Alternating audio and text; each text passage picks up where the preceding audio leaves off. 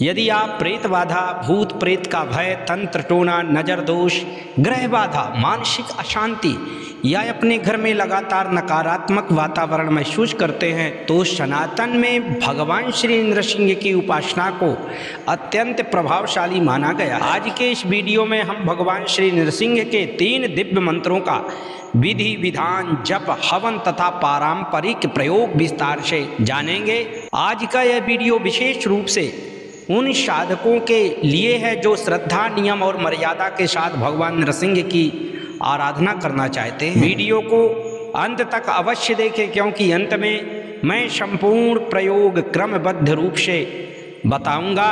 सबसे पहले मंत्र ओम नमो नृसिंहाय हिरण्यकश्यप बक्षस्थल विदारणाय त्रिभुवन व्यापकाय भूत प्रेत पिशाच डाकिनी शाकिनी कालनोन्मूलनाय मम शरीरम स्तंभोद्भव समस्त दोषान हन हन शर शर चल चल कंपय कंपय मथ मथ ह्रीम ह्रीम हूम हूम फट फट ठह ठह यही रुद्र आज्ञा पायात स्वाहा। ये पहला मंत्र हो गया। अब द्वितीय मंत्र श्रवण करें। ओम छौम नमो भगवते नरसिंहाय ज्वालामालिने दीप्त दंष्ट्राय अग्निनेत्राय सर्वरक्षोघ्नाय सर्वभूत विनाशनाय सर्वज्वर विनाशनाय दह दह पच पच रक्ष रक्ष हुम फट स्वाहा। अब तृतीय मंत्र श्रवण करें। ओम क्लीं श्रीं ह्रीं ह्रीं श्रीं श्रीं छौं नरसिंहाय नमः स्वाहा। अब जानते हैं कि इन मंत्रों के पारंपरिक विधि विधान के बारे में। साधना का उपयुक्त समय। इस साधना को किसी भी शुभ तिथि से प्रारंभ किया जा सकता है, विशेष रूप से गुरुवार का दिन, शनिवार, रविवार या कि पुष्य योग हो, नवरात्रि में नृसिंह जयंती हो, ग्रहण काल का विशेष पर्व हो, वैशाख शुक्ल पक्ष या किसी शुभ नक्षत्र में आरंभ करना उत्तम माना जाता है। प्रातः ब्रह्म मुहूर्त अथवा सायंकाल सूर्यास्त के बाद का समय भी उपयुक्त माना जाता है। साधना के समय मन, वाणी और आचरण को बहुत शुद्ध रखना चाहिए। सात्विक भोजन करें तथा क्रोध, असत्य और नशे से, व्यसनों से दूर रहें। पूजा की संपूर्ण विधि। सबसे पहले पूजा स्थान को अच्छी तरह से स्वच्छ करें। लकड़ी की चौकी पर पीला या लाल वस्त्र बिछाएं और भगवान श्री लक्ष्मी नृसिंह की प्रतिमा अथवा चित्र स्थापित करें।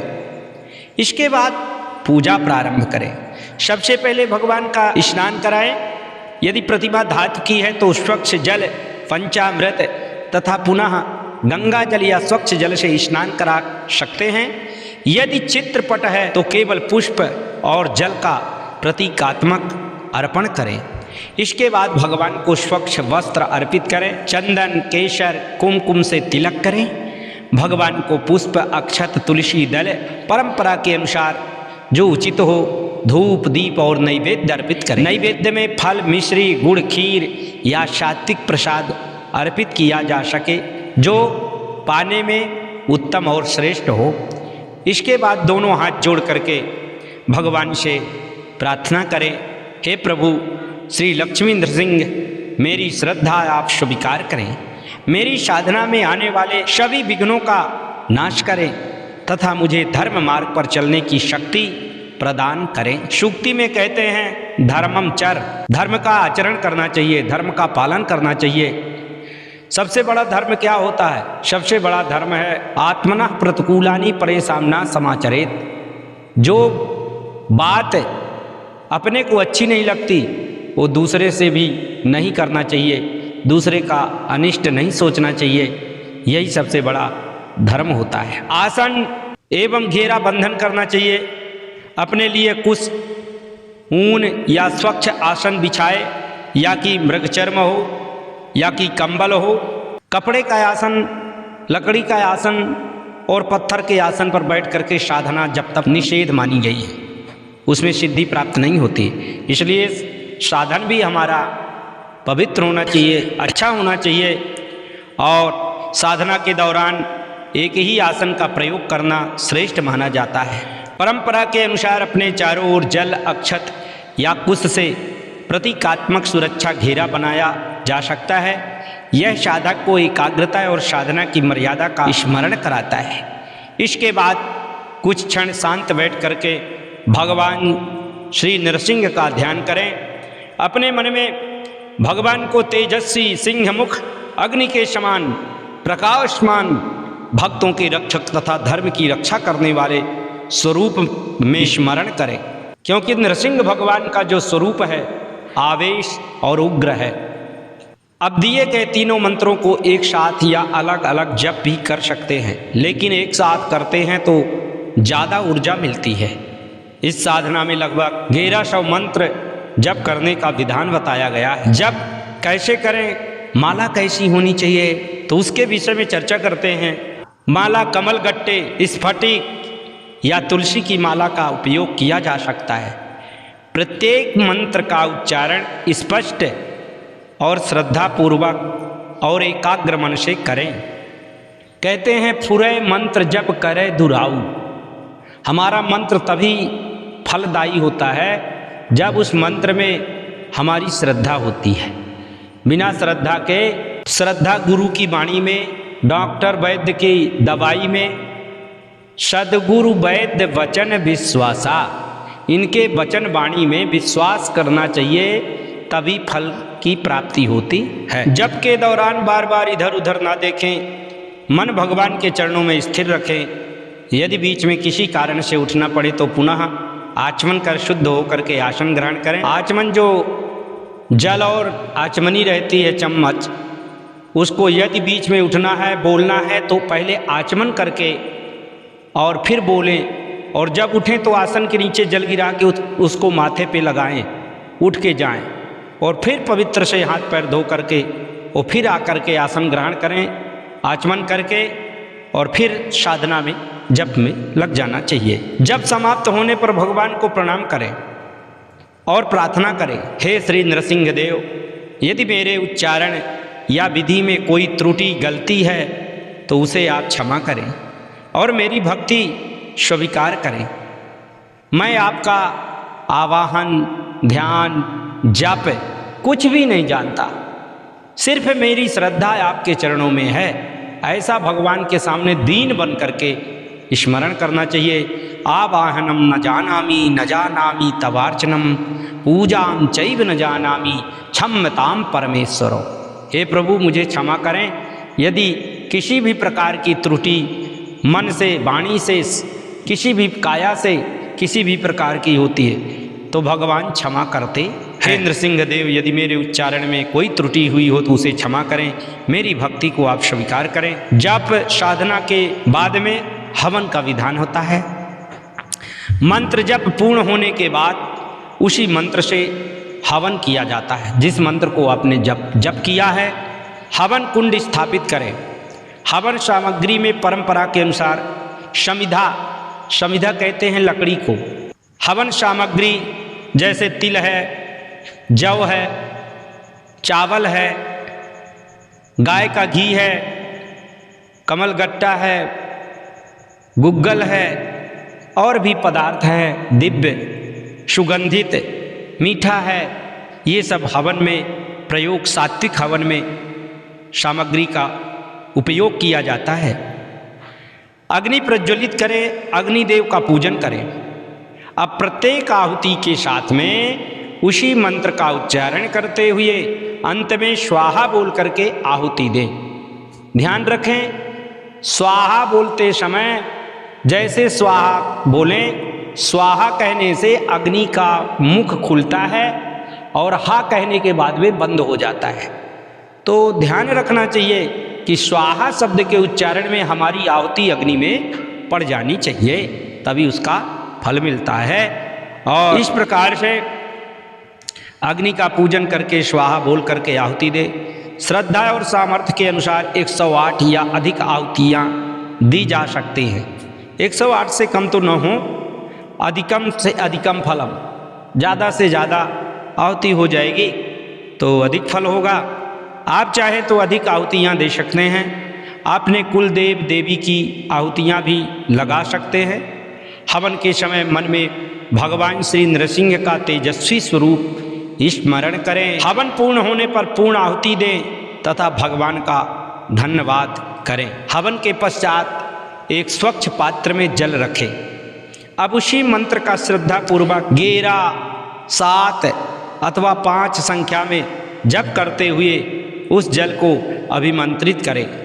परंपरागत मान्यता के अनुसार इस प्रकार अभिमंत्रित जल को श्रद्धा के साथ ग्रहण कराया जाता है या घर में छिड़का जाता है तो घर की जितनी भी बलाएं होती है ऐसा करने से वो दूर होती है। भूत प्रेत तंत्र टोना टोटका रोग दोष पर झाड़ा लग जाता है, हर तरह की नकारात्मक ऊर्जा दूर होती है। झाड़ा लगाने के लिए आप अपने क्षेत्रीय परंपरा तरीके का भी उपयोग कर सकते हैं अपने रीति रिवाज के अनुसार। धार्मिक मानता है कि इससे सकारात्मकता का भाव बढ़ता है और साधक को मानसिक बल एवं आध्यात्मिक शांति प्राप्त होती है। यदि किसी व्यक्ति को कोई शारीरिक या मानसिक रोग है, बहुत लोगों को शारीरिक व्याधि होती है, बहुत लोगों को मानसिक रोग होता है, उनके मन में नकारात्मक ऊर्जा हमेशा रहती है तो उसे मानसिक रोग कहते हैं। आवश्यक होने पर चिकित्सक से परामर्श अवश्य लें। साधना के दिनों में सात्विक भोजन करें, क्रोध असत्य और अपशब्दों से बचें, ब्रह्मचर्य एवं संयम का पालन करने का प्रयास करें, प्रतिदिन एक ही समय पर जप करें, पूजा स्थान को स्वच्छ पवित्र रखें, मंत्र का अनावश्यक प्रदर्शन न करें। अच्छे से पढ़ते नहीं आता तो गुरुमुख से श्रवण कर लेना चाहिए और मंत्र का अनावश्यक प्रदर्शन न करें। श्रद्धा और विनम्रता बनाए रखें। भगवान श्री नरसिंह विष्णु के उग्र किंतु करुणामय अवतार माने जाते हैं। भक्त प्रहलाद की रक्षा के लिए हिरण्यकशिपु का अंत किया नरसिंह रूप धारण करके, क्योंकि हिरण्यकशिपु ने ब्रह्मा से कठोर तपस्या करने के बाद वरदान मांग लिया अजर अमर होने का। ब्रह्मा जी ने कहा मैं भी अजर अमर नहीं हूं तो तुम्हें कैसे बनाऊं अजर अमर, कोई दूसरा वरदान मांग। तुमने तपस्या किया इसलिए वरदान जरूर दूंगा, लेकिन कोई दूसरा वरदान मांगो। तो घुमा फिरा करके हिरण्यकशिप ने ब्रह्मा से मांग लिया कि न मैं भूमि में मरूं, न ऊपर अंबर में मरूं, न भीतर मरूं, न बाहर मरूं, न शस्त्र से न अस्त्र से, आपके न दिन में न रात में, न ऊपर न नीचे, आपके सृष्टि में बनाए गए जीवों के द्वारा मेरी मृत्यु ना हो। तो भगवान ने उसे वरदान ब्रह्मा जी ने दे दिया, तथास्तु। तो सबको परेशान करने लगा। तब भक्त की रक्षा करने के लिए भगवान ने ऐसा विचित्र वेश धारण किया कि जो ब्रह्मा की सृष्टि से परे हैं, उन्हें ब्रह्मा नहीं बनाते हैं, और सारे वरदान भी उसके सत्य हो गए। और भक्त की रक्षा के लिए भगवान ने, जगत की रक्षा के लिए उग्र रूप नारायण ने नरसिंह रूप धारण करके खम्भे से प्रकट हो गए। खम्भा से प्रकट, फाड़ करके खम्भा, आधा स्वरूप नर का आधा सिंह का। तो भगवान नरसिंह भक्त प्रहलाद की रक्षा के लिए प्रकट होकर के हिरण्यकशिपु का अंत किया। यही कारण है कि उन्हें धर्म रक्षक, भक्त वत्सल, अधर्म का विनाश करने वाला स्वरूप माना जाता है। सनातन परंपरा में नरसिंह उपासना का उद्देश्य केवल भय दूर करना नहीं, बल्कि भीतर की दुर्बलताओं, भय, क्रोध, लोभ, अहंकार और नकारात्मक विचारों पर विजय पाना भी है। साधना का उद्देश्य, इस साधना का मूल उद्देश्य भगवान श्री नरसिंह की शरण ग्रहण करना है। हमें किसी न किसी की शरण तो ग्रहण करना पड़ेगा। यदि आत्म कल्याण चाहना है तो किसी न किसी की शरण हमें जाना पड़ेगा। चाहे हम भगवान विश्वनाथ की शरण ग्रहण करें, चाहे भगवान जगन्नाथ की शरण ग्रहण करें, चाहे रघुनाथ की शरण ग्रहण करें, चाहे ब्रजनाथ की शरण ग्रहण करें, या नरसिंह की शरण ग्रहण करें, किसी न किसी की शरण तो हमें ग्रहण करना पड़ेगा। भक्ति के साथ किया गया मंत्र जप मन को स्थिर करता है, श्रद्धा बढ़ाता है और साधक को आध्यात्मिक अनुशासन प्रदान करता है। धार्मिक परंपराओं में यह भी माना जाता है कि भगवान की कृपा से साधक को साहस, आत्मविश्वास और धर्म पालन की प्रेरणा प्राप्त होती है। आत्मबल मजबूत होता है, लेकिन कुछ महत्वपूर्ण सावधानियां होती हैं। किसी भी मंत्र का प्रयोग किसी के अहित के लिए ना करें। यदि आपके गुरु ने कोई विशेष नियम बताए हों तो उन्हीं का पालन करें। मंत्र जप में उच्चारण की शुद्धता और मन की पवित्रता दोनों का महत्व है। यदि आप पहली बार साधना कर रहे हैं तो धीरे धीरे अभ्यास करें और श्रद्धा बनाए रखें। अंत में सभी भक्त मिलकर के श्रद्धा पूर्वक बोले, श्री लक्ष्मी नृसिंह भगवान की जय।